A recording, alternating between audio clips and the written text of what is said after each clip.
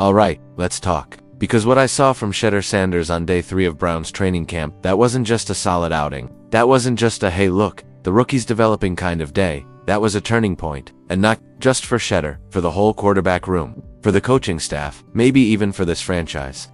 Because what Shedeur did in just 8 plays, it shook the ground under this whole QB competition, quietly, efficiently, without a single word of complaint. Now let me be very clear. Shedeur Sanders never came into this camp asking for a handout.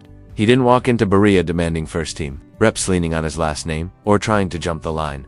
He didn't throw his weight around or try to make headlines. He just put his head down and grinded. But the crazy part, that grind has been mostly buried under 4th string reps, limited snaps, broken protections, and receivers who, let's be honest, wouldn't be getting targets anywhere else in the league. That's what he's been working with. That's what he's had to overcome. And yet, he never said a word. He didn't make excuses when his O-line was getting bulldozed by second-string defenders. He didn't point fingers when his routes were off or when his receivers were actually just camp bodies in borrowed jerseys. He just kept showing up, locked in, focused. And then, finally, the Browns gave him a clean look with the second team in a full-speed 11-11 period. And y'all, what we saw was exactly what we've been waiting for.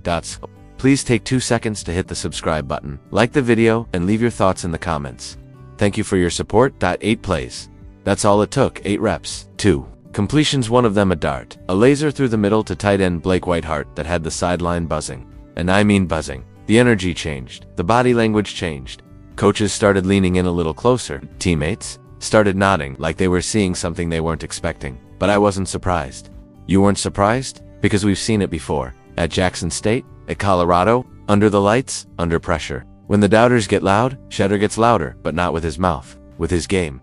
And here's the wild part, the throw wasn't even the most impressive thing. It was how calm he looked, how in control he was. The footwork, the reads, the timing, everything was just sharp. He wasn't reacting, he was dictating. And that's the difference between a guy trying to survive and a guy who knows exactly who he is. But I gotta ask this again, because nobody in that building wants to give us a straight answer. Why did it take this long? Why did it take 3 days of camp, multiple OTA sessions, and countless team reps for Shedeur Sanders to even sniff a real offensive unit? Why did he have to sit in the basement of the depth chart while other guys were getting every possible chance to shine? Joe Flacco, I respect the man. Super Bowl champ, seasoned vet, but he's not the future. Kenny Pickett. I've seen enough to know that ceiling is low. Dylan Gabriel. Come on now, that's not the guy you stash Shedeur behind, unless you're deliberately ignoring what's in front of you. So we have to talk about this, because the silence, it's not accidental anymore. It's deliberate, it's strategic. And if we're being real, it feels political. Because Shedeur isn't just another rookie. He's not a generic 5th-round pick. He's a media figure. He's a cultural figure. He's Deion Sanders' son. And the league doesn't know what to do with that. Especially not when that spotlighted name is paired with genuine talent. Not hype, not flash. Real quarterback play. Now look, I'm not gonna dodge Ito's speeding tickets. They happened. And yeah, they were dumb. 91 in Brunswick. 101 inches. Strongsville. Not smart. And Andrew Berry said that. Called it reckless. Called it dangerous. And he was right. But you know what wasn't right? The way the media twisted it. The way they jumped on those stories like they finally had something on this kid. They didn't cover it, they weaponized it. Immature, irresponsible, not ready for the league. Come on, Shedeur, responded like a grown man. No excuses, no PR spin. He said, I learned my lesson.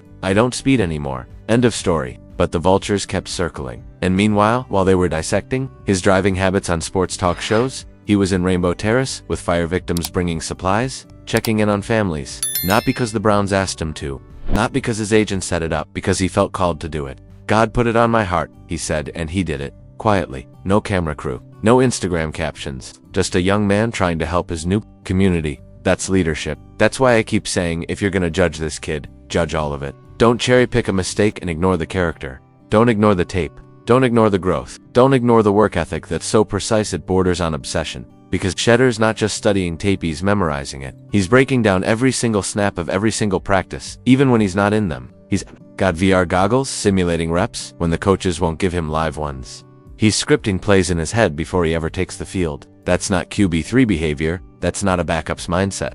That's the mentality of a future starter. A real one. And what's most impressive, he's not angry, he's not bitter. He's not walking around like the world owes him something. He's just building, quietly, deliberately, day by day, conversation by conversation. You see him connecting with defensive backs, not just his offense, building bonds with the O-line, eating with rookies, calling out protections like he's already the captain. That stuff matters. So again I ask, How long are we gonna pretend this isn't happening? Because Shedeur Sanders isn't waiting for a shot. He's making one. From scratch. Every single time he steps on the field, he makes it harder and harder to keep denying him. But what's wild? Kevin Stefanski hasn't said a word. Not publicly. Not about Shedeur's growth. Not about his performance. Not even about the obvious fact that the kid has outshined guys with triple the reps. Even Bill Musgrove, who knows the Sanders family personally from way back, he's keeping quiet too. And at some point, that silence starts to feel like fear. Like the coaching staff doesn't want to shake up the order, because it might force them to admit the rookie they barely played might be the best option they've got. But let me be real with you. Shedeur Sanders, he's not worried. He's not chasing clout. He's not looking to win the fan base. He's trying to earn that locker room, and guess what? He already has. Quietly, authentically, brick by brick. He's out there operating like a pro, making decisions like a vet, stepping into throws, moving defenders with his eyes, anticipating windows before receivers even make their cuts, and still no first-team reps, not one.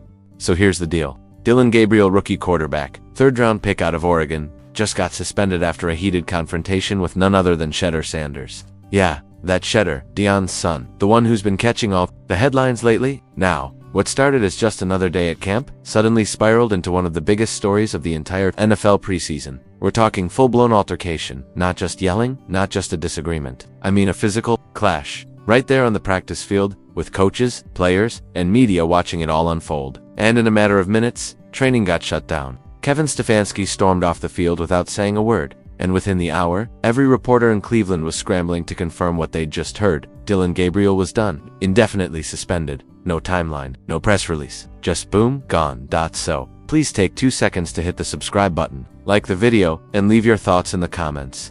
Thank you for your support. Now, let me tell you, this didn't come out of nowhere. If you've been paying attention to Browns camp, the tension between Gabriel and Sanders had been bubbling for weeks, maybe even months. You could feel it in the air. It wasn't loud or obvious at first, but there were signs. Cold shoulders, no chemistry, weird press conference energy, and on social media, not a single interaction between the two.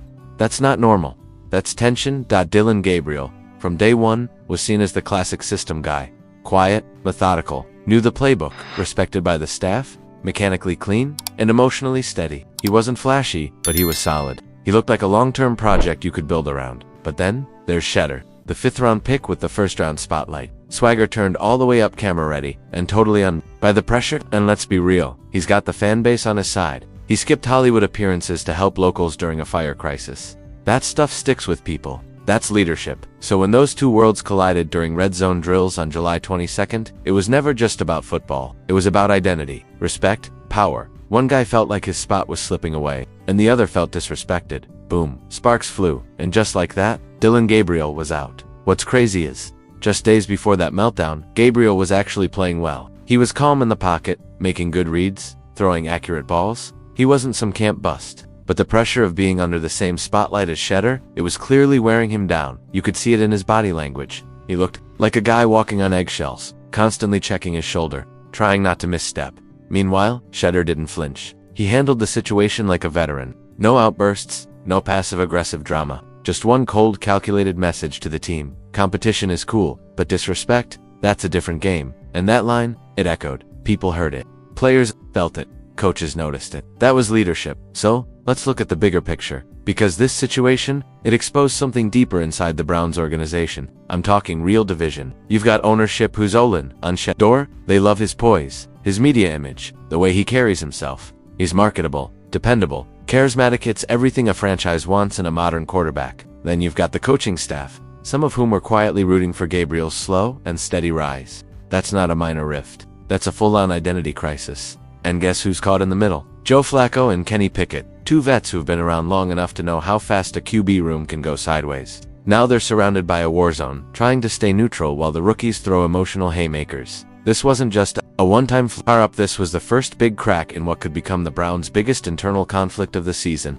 I mean, just look at how it played out. Stefanski didn't hold a press conference, didn't issue a soft public statement. The words were cold, straight to the point. Conduct detrimental to the team, and no return date given.